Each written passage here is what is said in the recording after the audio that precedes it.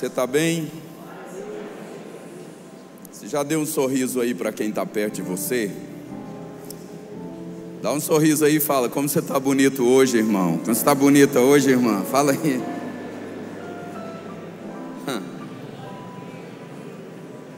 Você sabe, eu já falei isso aqui, que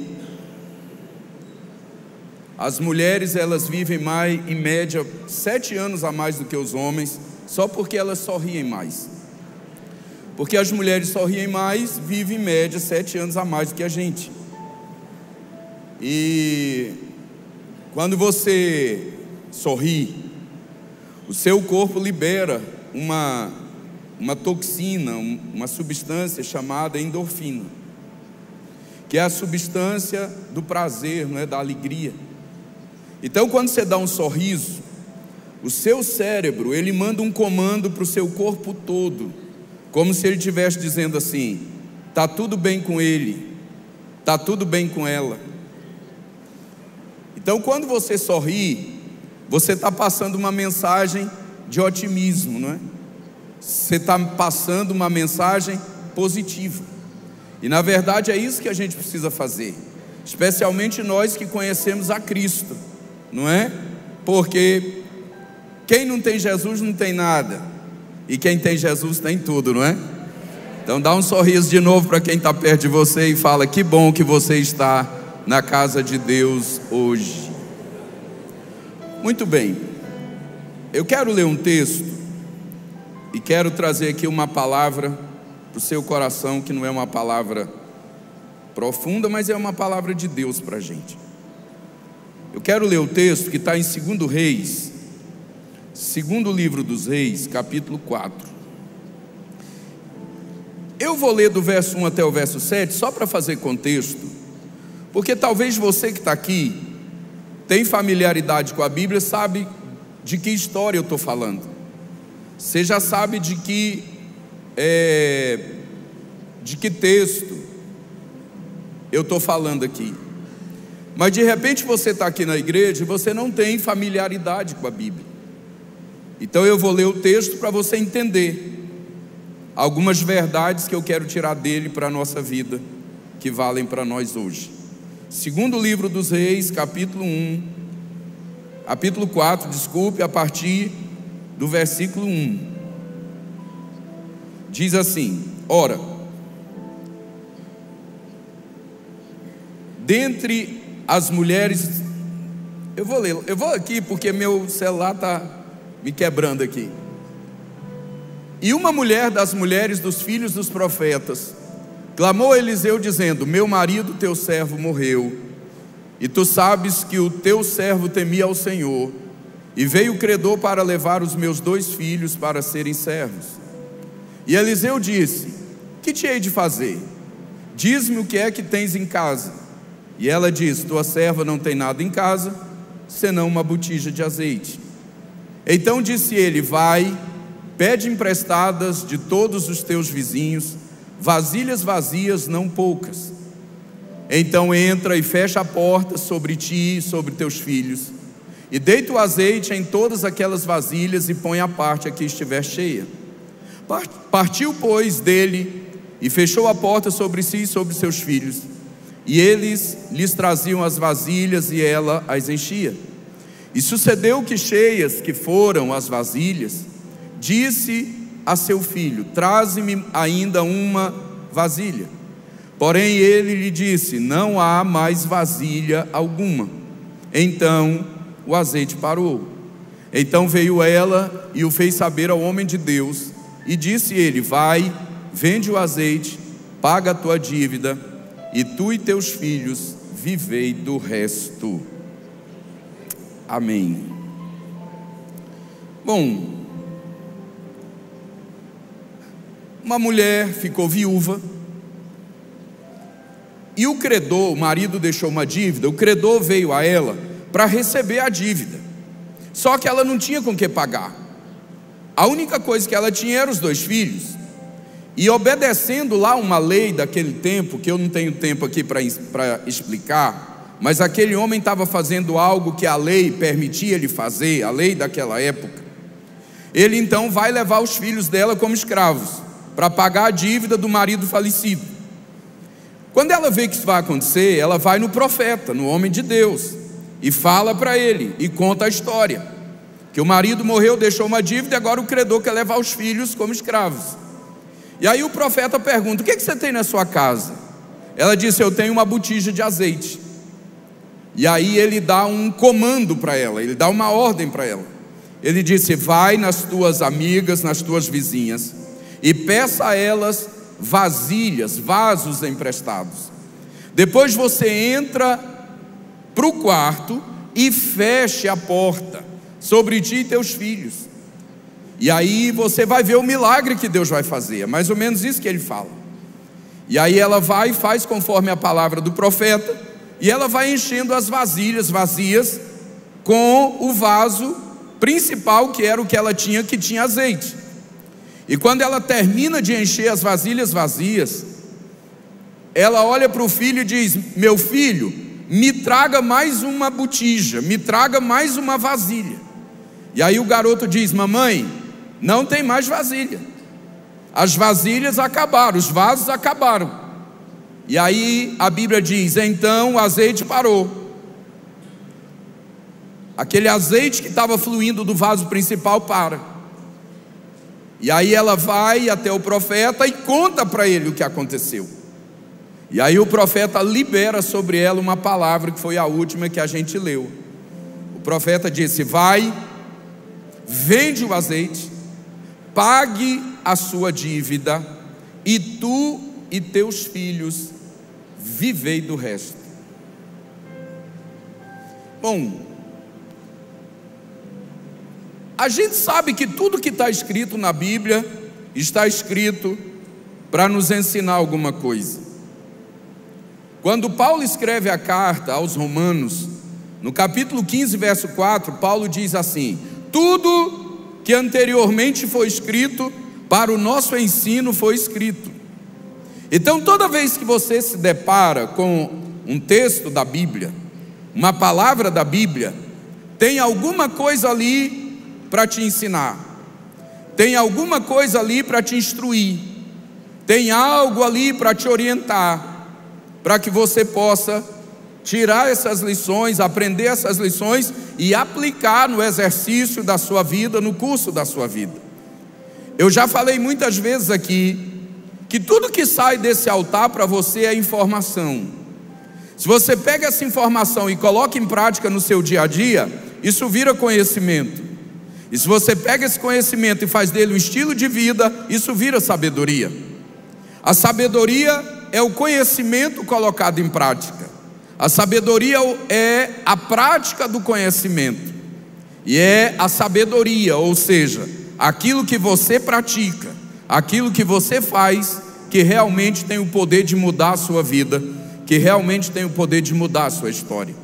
Não adianta muito você saber muita coisa, não adianta muito você conhecer muita coisa se você não pratica o que sabe, se você não põe como experiência aquilo que você conhece. E quando a gente olha para a Bíblia, a gente percebe verdades dela para aplicar na nossa vida, porque aquilo que foi bom, aquilo que foi correto, você mantém, você continua praticando e continua fazendo. E aquilo na Bíblia que não foi bom, aquilo na Bíblia que foi errado, porque a Bíblia não doura pílula, a Bíblia não enfeita pavão, a Bíblia não conta só as vitórias, a Bíblia conta as derrotas. A Bíblia não fala só daquilo que foi acerto, a Bíblia fala também daquilo que foi erro. A mesma Bíblia que diz que Davi foi um homem segundo o coração de Deus, é a mesma Bíblia que diz que um dia Davi se deitou com uma mulher que não era dele. A mesma Bíblia que mostra homens valorosos, a Bíblia mostra um homem que, apesar de ter andado com Jesus, não valorizou a presença e nem a companhia do nosso mestre, que foi Judas. Então a Bíblia, ela mostra aquilo que é certo e aquilo que as pessoas fizeram de errado, e faz isso para a gente entender que aquilo que foi certo a gente mantém, e aquilo que foi errado a gente olha, aprende e procura fazer diferente, e procura fazer de um outro jeito. Esse texto aqui tem algumas verdades, algumas lições para a gente. Vamos para algumas delas aqui. A primeira lição que eu aprendo com esse texto é que essa mulher, ela teve iniciativa. Ela teve iniciativa. Quando o problema bateu na sua porta, quando a adversidade tocou a sua campainha, essa mulher teve iniciativa. Ninguém mandou ela ir no profeta, ninguém falou para ela ir ao profeta. Ela teve a iniciativa de ir, ela teve a predisposição de ir ao profeta. É interessante porque se essa mulher ficasse esperando as coisas acontecerem, se essa mulher ficasse esperando as coisas se resolverem, ela não teria alcançado o seu milagre. Então eu queria que você, essa é a primeira verdade que eu queria que você entendesse essa noite. A maioria dos milagres, a maioria das bênçãos de Deus, esses milagres e essas bênçãos não vão vir para você. Na maioria das vezes, a maioria dos milagres não vem para você. É você quem tem que ir ao encontro deles. Na maioria das vezes a bênção não vai vir para você. É você quem tem que ir ao encontro dessa bênção. Então você tem que entender que tem milagres, tem bênçãos na sua vida que vão chegar para você por uma ação direta, por uma ação unilateral da parte de Deus. Mas tem milagres que só vão acontecer, tem bênçãos na sua vida que só vão chegar se você tiver iniciativa, se você correr atrás desses milagres e correr atrás dessas bênçãos. Quando o credor chegou e disse: eu vou levar os seus filhos como escravo, essa mulher não ficou esperando as coisas acontecerem. Ela não ficou numa letargia espiritual esperando que as coisas se resolvessem por si mesmas. Ela tomou uma atitude, ela teve uma iniciativa. E eu queria te dizer hoje com toda a verdade, e dizer isso para você assim, afirmar de maneira peremptória, sem medo de errar: tem muito milagre na sua vida que ainda não aconteceu, tem muita bênção na sua vida que ainda não chegou, porque você está esperando as coisas acontecerem por si mesmas. Deus te trouxe aqui essa noite para você ouvir isso, que se você se levantar, Deus vai se levantar na sua frente. Se você tomar uma iniciativa, Deus vai agir em seu favor, e a sua bênção vai acontecer, e o seu milagre também vai chegar, assim como aconteceu na vida dessa mulher. Agora, por que as pessoas não têm iniciativa? Pastor, por que muita gente não tem essa predisposição? Por que muita gente não tem iniciativa na vida? São vários os motivos, mas eu vou te dar alguns aqui. Por que as pessoas não têm iniciativa? Primeiro, medo de errar e de fracassar. Gente que tem medo de não atender às expectativas. Ele tem medo de não corresponder às expectativas que estão sendo colocadas sobre ele.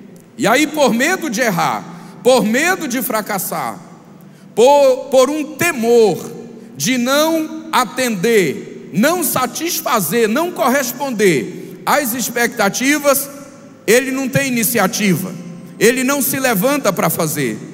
Mas eu queria te dizer hoje o seguinte: que se você faz só o que você sabe, você nunca será mais do que você já é.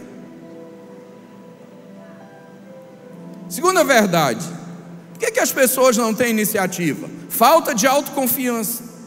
Gente que não acredita em si mesmo, gente que duvida de si mesmo. Se você não acredita em você, se você duvida de você, você não vai ter iniciativa para fazer nada. Porque se você não acredita em você, quem vai acreditar? Se você duvida de você, quem vai acreditar em você? Você sabe, eu já falei isso aqui, que a sua maneira de pensar é determinada por 3 coisas: crenças e valores internalizados em você, através da família, da escola, do meio social que você vive. Segunda coisa que determina a sua maneira de pensar: as impressões que você retira do mundo externo e introjeta na sua alma, através da sua visão e da sua audição, aquilo que você vê, aquilo que você ouve. E a terceira coisa que determina a sua maneira de pensar é o que você aprende no meio social, o que você aprende no convívio social. Agora, existem também 3 coisas que determinam as suas atitudes. As 3 coisas que determinam as suas atitudes são: primeiro, seu estado emocional na hora de tomar aquela atitude, a maneira como você está sentindo, a maneira como você está reagindo na hora de agir. Segundo, a leitura que você faz da vida, a maneira como você percebe a vida vai determinar a sua maneira de agir. Por isso que Jesus falou em Mateus 6: seus olhos forem bons, seu corpo vai ter luz; seus olhos forem maus, seu corpo vai ser tenebroso. E a terceira coisa que determina a sua maneira de agir é a visão que você tem de você mesmo. Porque se você não acredita em você, irmão, quem é que vai acreditar? Se você duvida de você, quem vai acreditar em você, meu Deus do céu? Agora, eu já falei muitas vezes aqui, e guarda isso no seu coração: você é mais do que você pensa que é, você pode mais do que você pensa que pode, e você tem mais do que você pensa que tem. Guarda isso no seu coração: você é mais do que pensa que é, você tem mais do que pensa que tem, e você pode mais do que pensa que pode. Levante a sua mão aí e dá um glória a Deus, porque se você não acredita, Deus hoje vai fazer você acreditar e vai mudar a sua sorte, velho. Terceira razão que as pessoas não tomam atitudes: não querem sair da sua zona de conforto. Elas não querem sair da zona de conforto. Eu já falei aqui que se você está sentado numa mesa e você é o melhor daquela mesa, você está sentado na mesa errada. Se você está sentado numa mesa e você dá uma olhadinha assim e percebe que é o melhor da mesa, você está sentado na mesa errada. Porque a vida é feita de quê? De construção de excelência. Você tem que ter uma mentalidade de excelência. Hoje melhor do que ontem e amanhã melhor do que hoje. Porque é assim que a vida acontece. A vida não é para os melhores, a vida é para os excelentes. Se aquilo que você faz, você só é bom, você já está fora, meu irmão. Porque a vida não é para o bom, a vida é para o excelente. E eu já disse aqui, excelência não é um lugar que você chega. Excelência é como o horizonte. Quanto mais você se aproxima, mais ela se afasta. Quanto mais você se aproxima, mais ela se afasta. Então o segredo não é chegar, o segredo é nunca caminhar, é sempre caminhar na direção dela. O segredo não é chegar na excelência, é você nunca parar de caminhar na direção dela. Preste atenção, toda pessoa que busca excelência, ela sabe que ela pode ser melhor. Não melhor do que os outros, mas melhor do que si mesma. E existe uma grande diferença entre ganância e ambição. O ganancioso quer o que você tem, o ambicioso quer ser melhor do que ele já é. Tem muita gente que não toma atitude porque não quer sair da sua zona de conforto. Outro motivo: por que as pessoas não têm iniciativa? Uma dependência excessiva dos outros. Ele não tem iniciativa porque ele depende demais do periférico. Ele depende demais daquilo que gravita em torno dele. Ele depende demais das pessoas, e é uma dependência excessiva. Agora, você precisa entender uma verdade hoje aqui, que são as suas decisões, não as decisões dos outros. São as suas decisões que determinam o seu destino. São as suas decisões que determinam o seu futuro. a caneta da história da sua vida está nas suas mãos.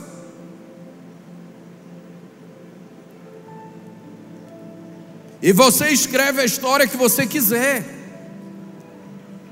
Tem gente que não toma decisão porque ele depende demais dos outros. E a caneta da história da sua vida está na sua mão. Decisões determinam destino. Decisões determinam futuro. E às vezes vê alguém que está se dando bem na vida e fala: fulano deu sorte demais, aquele cara ali deu sorte demais. Não existe sorte. Não existe sorte. Sorte é o nome que o preguiçoso dá para as atitudes que ele não quer tomar na vida. E hoje à noite Deus te trouxe aqui. Eu sei que tem gente que está vivendo dramas, problemas e adversidades na vida, mas Deus te trouxe aqui porque hoje você vai tomar uma atitude e Deus vai abrir uma porta para você, e Deus vai agir em seu favor e vai fazer um milagre na sua direção. E por último, por que as pessoas não tomam decisões na vida? Crenças limitantes. Crenças limitantes. Não consigo, não posso, isso não é para mim. E eu li uma frase esses dias que eu achei interessante. Ela dizia o seguinte: enquanto você espera coragem, alguém com medo já começou. Enquanto você espera coragem, alguém com medo já começou. Crenças limitantes: não posso, não consigo, isso não é para mim, eu não vou dar conta de fazer isso. Você sabia que a sua mente, ela é capaz de codificar 3.000 informações em um único pensamento? E quando você está me ouvindo dar essa palavra aqui, a sua mente tem a capacidade de codificar 3.000 informações e processar em um único pensamento. E é por isso que aquilo que repetidas vezes é ensinado para você, é nisso que você vai acreditar.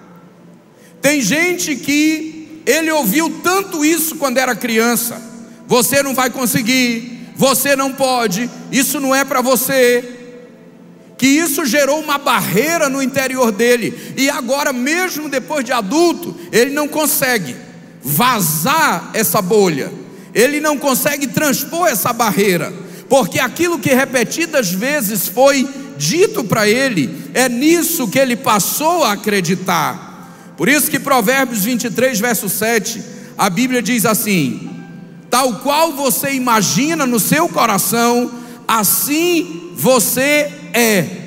Como você pensa no seu coração, assim você é. Agora o diabo, irmãos, que é o inimigo primeiro da nossa vida, o diabo sabe disso, e é por isso que o diabo fica repetindo isso para você: você não pode, você não vai conseguir, isso não é para você. Deixa eu te dizer uma coisa: você não é o que o diabo diz que você é, você não é o que as pessoas dizem que você é, você é aquilo que Deus diz que você é. Deixa eu te dizer, o diabo pode dizer que você não pode, as pessoas podem dizer que você não pode, mas Deus diz que você pode. Filipenses 4:13, você pode todas as coisas naquele que te fortalece. Então olha aí para quem está perto de você e declara para ele, fala assim: você não é o que o diabo diz que você é. Diz: você não é o que as pessoas dizem que você é. Fala: você é o que Deus diz que você é.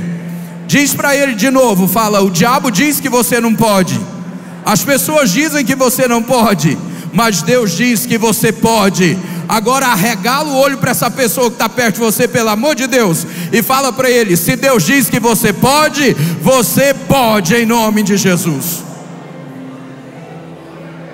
Você pode, você pode. Iniciativa. Você já pensou se Davi não tivesse iniciativa, nunca tinha matado Golias? Você já pensou que se Naamã não tivesse iniciativa, teria morrido leproso? Se a mulher do fluxo de sangue não tivesse iniciativa, ela nunca teria sido curada da sua doença. Deixa eu te dizer uma coisa. Por que você precisa ter iniciativa hoje? E eu parto por outro ponto e já vou caminhando para o fim. Por que você precisa ter iniciativa? Primeiro, porque quando você se levanta,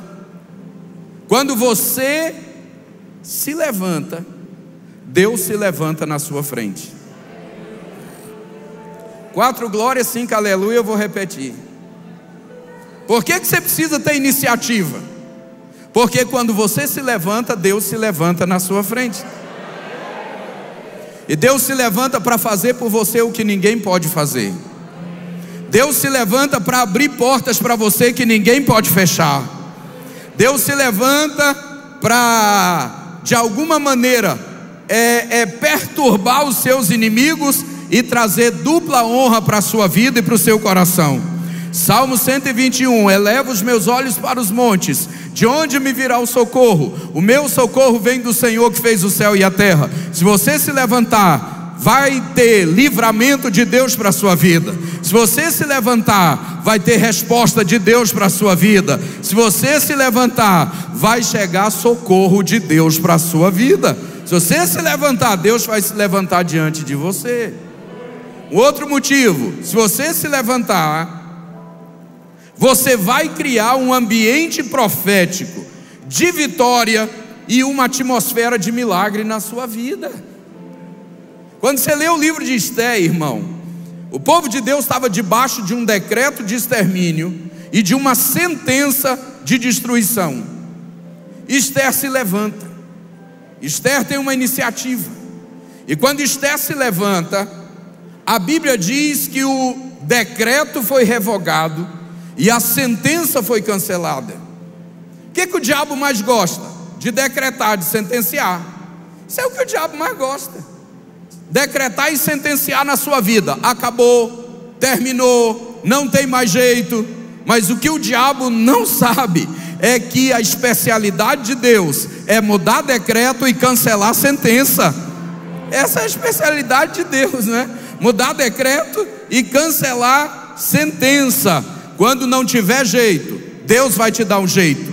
Quando não tiver saída, Deus vai te dar uma saída. Quando não tiver resposta, Deus vai te dar uma resposta. Jó 42:10. Mudou o Senhor a sorte de Jó, virou o Senhor o cativeiro de Jó. Deus deu em dobro para Jó. Eu recebo autoridade para dizer para você essa noite, aqui nessa igreja hoje, Deus está mudando sorte de muita gente. Deus está virando o cativeiro de muita gente. E Deus está trazendo em dobro coisas para a vida de muitas pessoas que estão aqui. Eu quero declarar, se você tiver iniciativa, vai ter virada de Deus na sua vida e na sua casa. Declara isso aí para alguém em nome de Jesus, meu irmão. Fala, se você tiver iniciativa, vai ter virada de Deus na sua vida.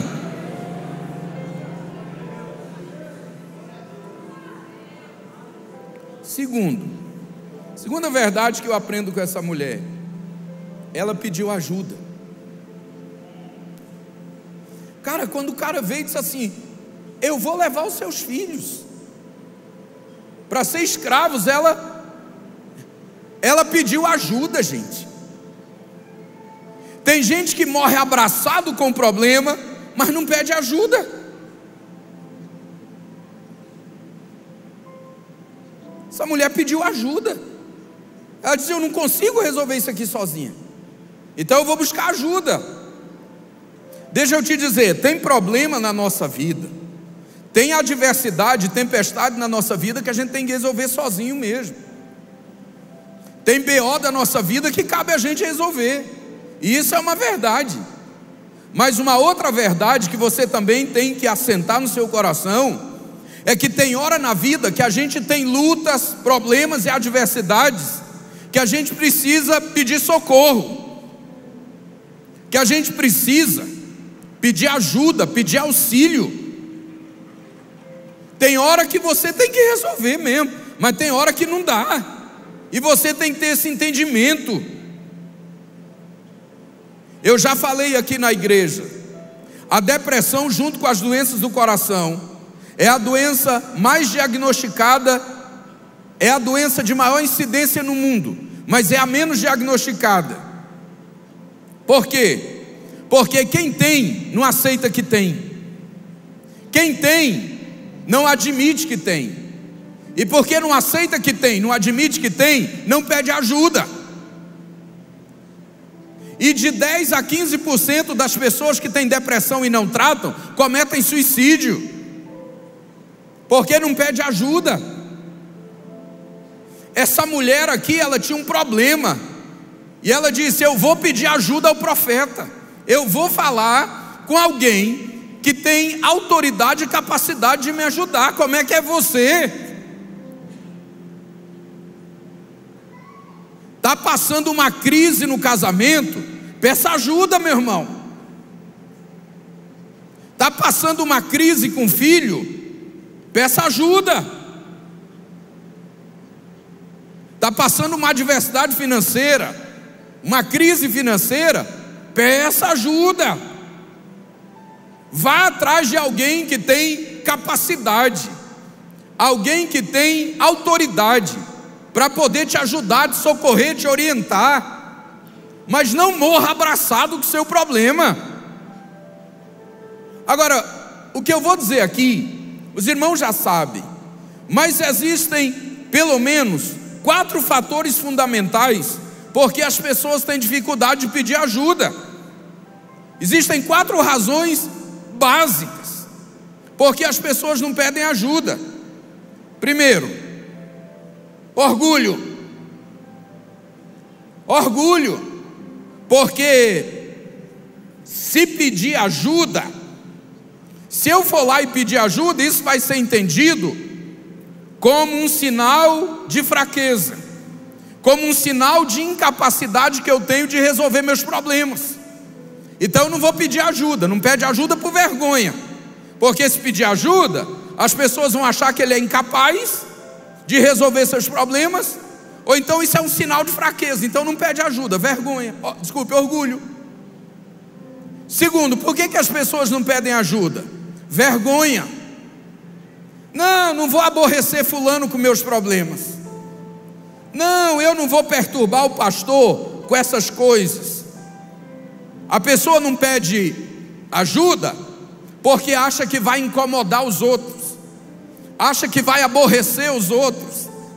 E eu vejo isso muito aqui. Irmãos entram no meu gabinete, no meu escritório pastoral, e dizem: pastor, eu relutei muito para vir aqui, porque o senhor tem muito problema, o senhor já tem muita coisa para resolver, e eu não queria aborrecer o senhor com essas coisas, eu não queria incomodar o senhor com essas coisas. E a resposta que eu dou é essa: eu sou pastor para isso mesmo, porque eu sou um administrador de crise, eu sou um administrador de problema. Se eu não quisesse resolver problema, administrar crise, eu ia fazer outra coisa na vida. Mas as pessoas não pedem ajuda por vergonha. Terceiro, por que as pessoas não pedem ajuda? Exposição. Não, se eu for pedir ajuda, eu vou ter que fazer uma exposição dos meus erros, eu vou ter que expor as minhas fraquezas, eu vou ter que expor os meus defeitos, eu vou ter que contar sobre as minhas mazelas. Então não pede ajuda porque fica com medo de expor. Eu vou expor minha família, eu vou expor meu casamento, eu vou expor meus filhos. E aí prefere morrer do que pedir ajuda por medo da exposição. Quarto, por que as pessoas não pedem ajuda? Medo da verdade, que a vida não é perfeita. Não pede ajuda porque não querem que as pessoas saibam que ele não tem uma vida perfeita. Medo das pessoas saberem que a vida dele ou dela não é perfeita. Sabe por que isso, irmãos? Eu vou correr aqui, eu tenho que terminar. Porque a cultura hoje das redes sociais é a cultura das máscaras. A cultura hoje que a rede social passa é a cultura do glamour. só sucesso, só alegria, só felicidade. Como a cultura dos Instagrams da vida, como a cultura de toda essa parafernália de rede social e internet que tem por aí. É a cultura do glamour, é a cultura da máscara. Só sucesso, só alegria, só vitória, só triunfo, só felicidade. As pessoas não querem procurar ajuda, porque aí as pessoas vão ver a sua verdade de que a sua vida não é perfeita. E uma vez eu li uma frase que dizia: o fundo do poço é o lugar mais visitado do mundo, mas ninguém tira selfie nele. Porque a cultura da rede social é essa. E aí as pessoas não pedem ajuda. Mas o melhor conselho que eu te dou hoje é esse. Se você está vivendo algo na sua vida, uma adversidade, um momento tormentoso, tempestuoso, procure ajuda. Faça como essa mulher. Vá até alguém que pode te ajudar. Agora escuta o que eu vou te falar. Faça isso rapidamente. Não fica postergando para amanhã, para depois. Se você sabe que tem uma atitude que você precisa tomar, se você sabe que tem alguma coisa que você precisa resolver, e se você não tomar essa atitude, se você não resolver isso, isso vai trazer um grande mal para você e para sua casa. Faça isso logo. Busque ajuda rapidamente. Jairo, a filha dele, estava doente, e a Bíblia diz que Jairo foi até Jesus quando a menina estava morta.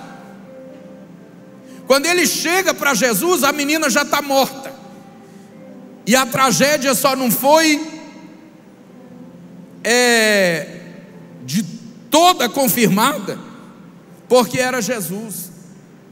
Mas a minha pergunta é: por que Jairo não foi antes? Por que Jairo não foi pedir ajuda quando a menina estava doente? Por que Jairo não foi até Jesus quando a menina estava enferma? Jairo foi até Jesus quando a menina estava morta. Cuidado para você não buscar ajuda depois que o seu casamento já morreu. Cuidado para você não buscar ajuda depois que os seus filhos já morreram e já se perderam nessa cultura e nesse sistema do mundo, na promiscuidade, nas drogas, na prostituição. Busque ajuda rapidamente. Segundo, busque ajuda em quem tem autoridade para te ajudar. Opinião qualquer um pode te dar, agora conselho só o especialista pode te dar. Procure ajuda em alguém que realmente tem capacidade para te ajudar. Essa mulher aqui, ela foi até o profeta, ela pediu ajuda para quem podia ajudar. Então deixa eu te dizer agora, fechando esse negócio aqui, se você está aqui e está precisando de ajuda, peça ajuda para Deus, porque Deus tem todo o poder no céu e na terra para te abençoar e para fazer algo na sua vida. Peça ajuda para Deus. Enquanto você está aqui, tem um versículo na Bíblia que diz assim: o Senhor é a minha força e a minha fortaleza, e Ele perfeitamente desembaraça o meu caminho. Enquanto você está aqui cultuando, Deus está desembaraçando os seus caminhos. E eu quero declarar que não vai ficar nenhum caminho embaraçado diante de você, porque o Deus que se levanta hoje tem o poder de resolver qualquer problema, de abrir qualquer porta, de operar qualquer milagre. E Ele está estendendo a mão na sua direção e tem uma grande bênção para fazer na sua vida. Declara aí para quem está perto de você: depois dessa luta vai vir um tempo espaçoso de Deus para você e para sua casa. Deus vai fazer o que ninguém pode fazer por você. E eu vou terminar com uma terceira verdade dessa mulher: aprenda a fechar a porta. Aprenda a fechar a porta. Pastor, o que é isso que está falando? O profeta falou para ela: vai para a tua casa e fecha a porta sobre ti e teus filhos. O que é fechar a porta? Primeiro, joga aí, irmão. Tem aí? Pare de fazer coisas erradas. Fechar a porta é você parar de fazer o que é errado.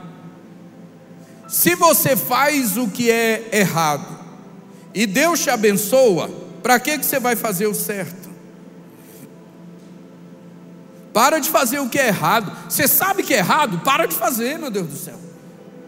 Se você fizer o que é certo, as coisas vão dar certo para você. Quando o profeta diz fecha a porta, ele está dizendo: para de fazer coisa errada na vida. Deixa eu te dizer, tire as pessoas erradas da sua vida. Quando você tirar as pessoas erradas da sua vida, as coisas vão começar a dar certo para você. Para de fazer as coisas que você sabe que são erradas. Pare de fazer coisas erradas, o que é errado. Para de fazer o que é errado, é isso que ele está falando. Jeremias 7,24, a Bíblia diz: porque o povo fez o que era errado, ele andou para trás e não para frente. Eu estou declarando hoje aqui, ainda nesse ano, você vai parar de fazer o que é errado, e você não vai andar para trás, você vai andar só para frente, em nome de Jesus. Só para frente. Segundo, quando ele diz fecha a porta, sabe o que significa? Não coloque outros na sua bênção. O profeta disse: fecha a porta sobre ti e teus filhos. Escuta isso aqui, irmão. Eu tenho que terminar, mas deixa eu dizer isso aqui para você. Deus te deu uma bênção, você quer colocar outras pessoas nela?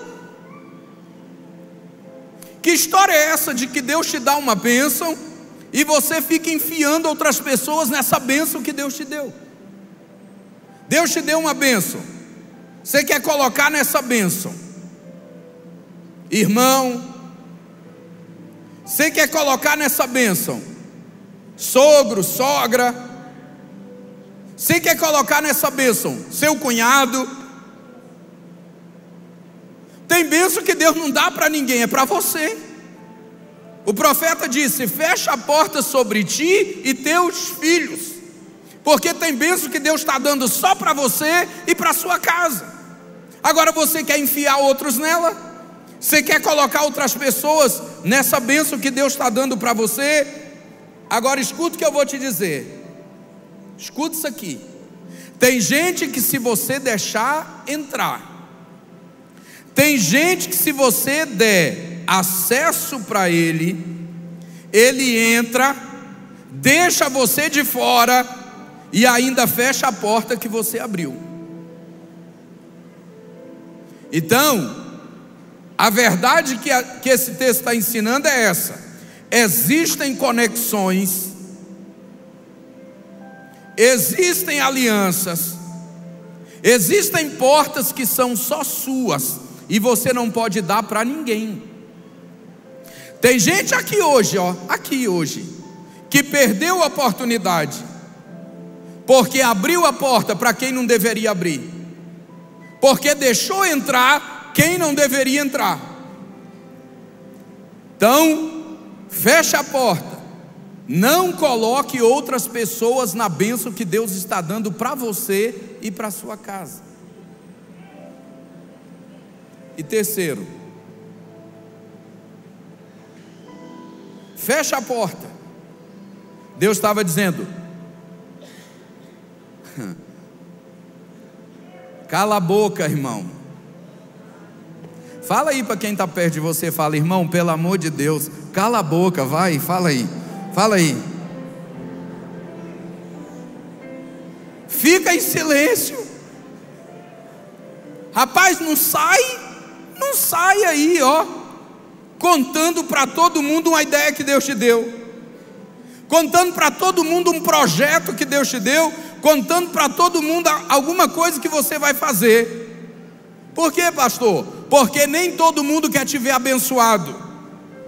Nem todo mundo tem estrutura para ver o seu sucesso, para ver você abençoado. Eu preguei um dia uma mensagem aqui na igreja: vai pensando que trair é só peixe, irmão. Vai pensando que trair é só peixe.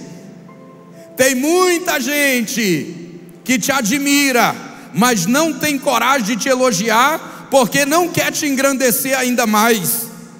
E eu vou dizer uma outra verdade, escuta o que eu vou te falar. Tem muita gente só esperando você desistir para ele comemorar, mas você não vai dar esse gostinho para eles não, porque você não vai desistir, porque Deus tem grandes projetos com a sua vida, Deus tem grandes milagres para fazer através de você. Eu quero declarar que gente que quer ver a sua ruína, gente que quer ver a sua derrota, gente que quer ver o seu mal, vai ver você mais abençoado do que nunca, meu irmão, mais vitorioso do que nunca. Então declara aí, mais uma vez eu vou terminar. Declara aí para quem está perto de você, fala: esse momento da sua vida pode até ter um gosto amargo. Fala assim: mas a sua vitória vai ter sabor de mel. Aleluia, bendito seja o nome do Senhor. Fica de pé, eu vou terminar.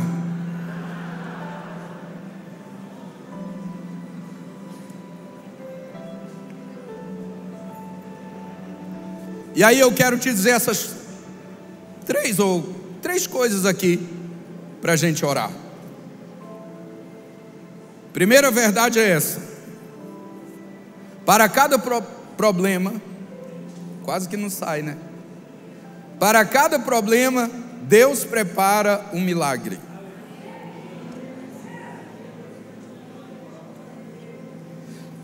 Todas as portas estavam fechadas para essa mulher, mas a porta do milagre estava aberta para ela. Você pode olhar hoje, todas as portas podem estar fechadas para você, mas a porta do milagre está aberta para você. Segunda verdade: toda a bênção de Deus é completa. Quando essa mulher chegou diante do profeta, ela queria só pagar a dívida que ela tinha, mas o milagre que Deus fez deu para ela pagar a dívida e ainda viver. Então escuta o que eu vou te falar: esse ano Deus não vai te dar só uma parte da bênção, Deus não vai te dar só a metade da bênção, Deus vai te dar 100% da bênção que você está precisando. Não vai ser bênção dosada, não vai ser bênção na régua, não vai ser bênção por medida, vai ser bênção sem medida que Deus vai trazer para você e para a sua casa. Terceira verdade que eu quero te dizer: Deus vai levantar alguém para te ajudar.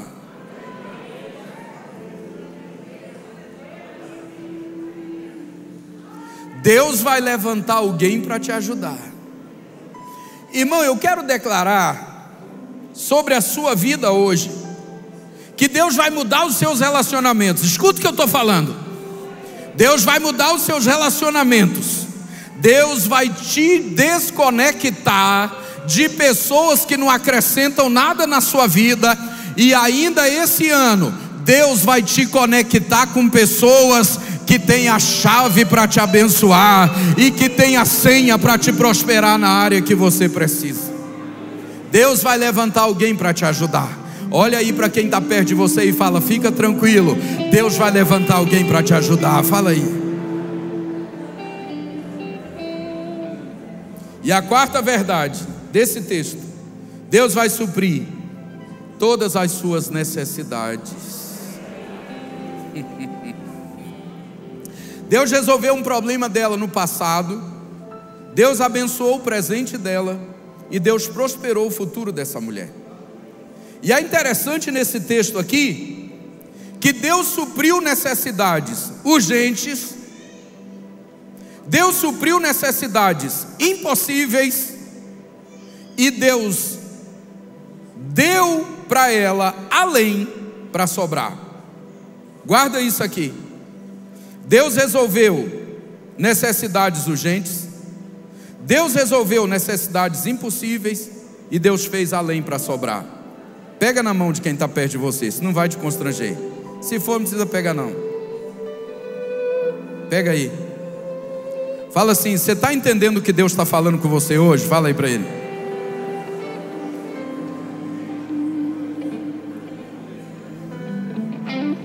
Fala assim: esse ano, na sua vida, Deus vai suprir necessidades urgentes, necessidades impossíveis, e vai te dar além para sobrar.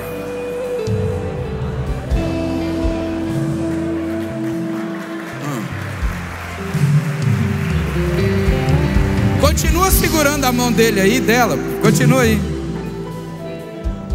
Fala assim: não acabou não. Fala assim: não sabe de nada, inocente. Fala: vai sobrar alegria, vai sobrar dinheiro, vai sobrar saúde, vai sobrar unção, porque sobre você e sobre a sua casa vem bênção sem medidas. Aleluia. Glória a Deus.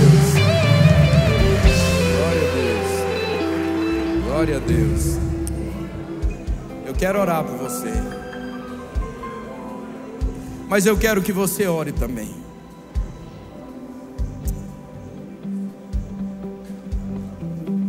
Mais uma vez, segura na mão dessa pessoa que está perto de você.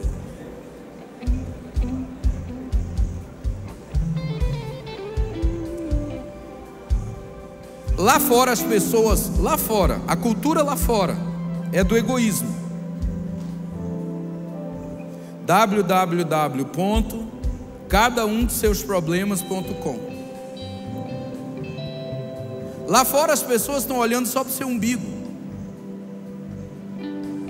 Agora, aqui a cultura da casa de Deus é diferente. Você veio aqui porque quer uma bênção. Eu estou aqui porque eu quero uma bênção. Mas se Deus não te abençoar e abençoar essa pessoa que você está segurando a mão dela, você sai daqui feliz do mesmo jeito. Você sai daqui alegre do mesmo jeito. Então agora eu vou te pedir. Você não vai orar por você, você vai orar por essa pessoa a quem você segura a mão dela. Como aquela mulher em angústia foi ao profeta porque tinha um problema. Pode ser que eu esteja falando para um pai e uma mãe que estão aqui atravessando um problema com um filho. Pode ser que eu esteja pregando aqui para um marido, para uma esposa. A família não sabe, os filhos não sabem, seus amigos não sabem, mas vocês dois sabem que o casamento está à beira da ruína, à beira da falência, à beira da vergonha. Talvez eu esteja pregando aqui para um pai de família que está enfrentando a crise do desemprego e não sabe como vai cuidar, não sabe como vai alimentar a sua casa, a sua família, os seus filhos, não sabe como vai prover a sua casa. Talvez eu esteja pregando aqui para alguém que está enfrentando momentos tormentosos, difíceis na vida. E eu quero te dizer, você veio no lugar certo. Porque aqui tem um Deus que, por maiores que sejam os seus problemas, eles nunca são maiores do que o Deus a quem nós servimos e adoramos. E agora você não vai orar por você, você vai orar por essa pessoa. E vai pedir a Deus uma bênção por ela, e ela vai pedir por você. E assim como essa mulher voltou para casa com o seu milagre, eu quero profetizar que você vai voltar para casa com o seu milagre hoje. Comece a orar por essa pessoa que você segura a mão dela.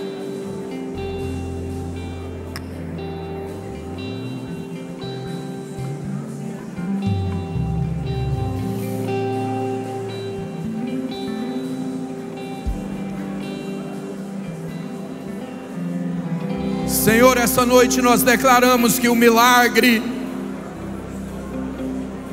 vai acontecer na vida dos seus filhos que estão aqui na sua casa. Hoje nós profetizamos que aquilo que ninguém pode fazer, o Senhor vai fazer. Que a porta que ninguém pode abrir, o Senhor vai abrir.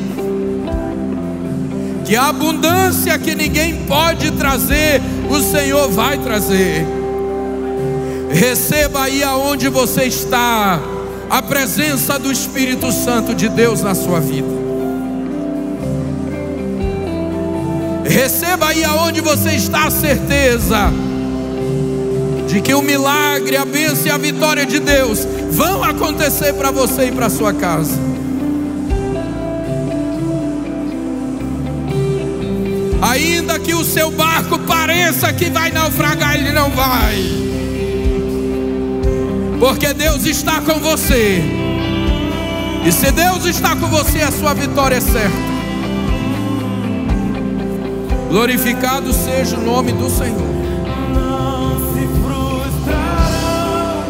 Dê um abraço em quem está perto de você e diga assim: você vai voltar para casa com o seu milagre hoje.